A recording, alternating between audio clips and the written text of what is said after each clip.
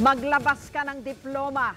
Ito ang hamon ni Davao City Mayor Rodrigo Duterte kay Administration Standard Bearer Mar Rojas. Patunayan daw niyang nakapagtapos nga siya sa Wharton School of the University of Pennsylvania. Ang hamonan namang sampalan, naging suntukan na. Umaaksyon si Mon Gualvez.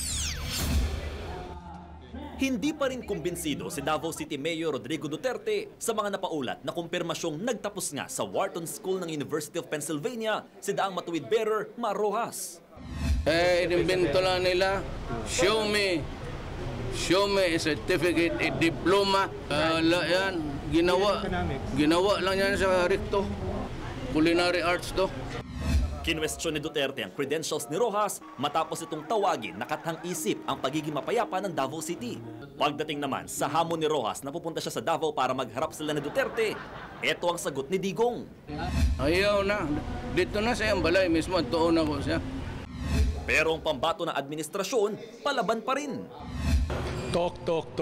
Yan na lang ginagawa mo, Digong eh. Daldal ng daldal. Aantayin kita. Alam nyo, itong tigas-tigasan, itong siga-siga, bumenta na yan eh. Gas-gas na yan. May hamon pa siya kay Duterte. Kaya kung hindi ka pa nakaharap ng iyong katapat, Digong, nandito ako, hindi kita aatrasan. Gawin mo na lang kung anong gusto mong gawin. Di ba? At sampalan, bakit pa sampalan? Pambabae yan. Suntukan na lang. Di ba? Simpleng-simple lang ito. Sa website ng University of Pennsylvania, makikitang kasama si Rojas sa listahan ng mga nakapagtapos sa universidad na may posisyon sa gobyerno.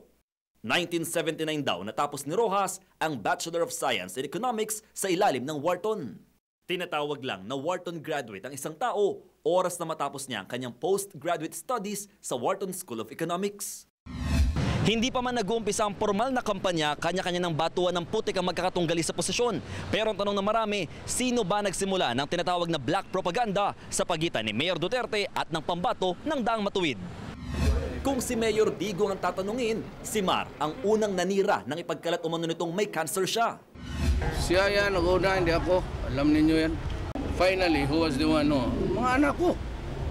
Kasi nagalit sila. People were asking, tatay mo pala may cancer. Sagot, ang totoo. Malalabas man talaga ang totoo niyan. Yung nanay nila. Siya yun eh. Madumi ito si Mar.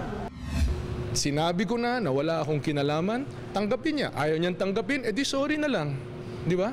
Pero malinis ang konsyensya ko na wala akong kinalaman sa kung anong mga black propaganda na sinasabi niya.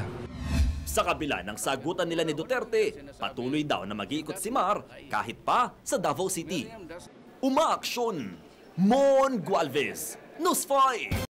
Be sure to come back. News 5 everywhere. Copyright 2015.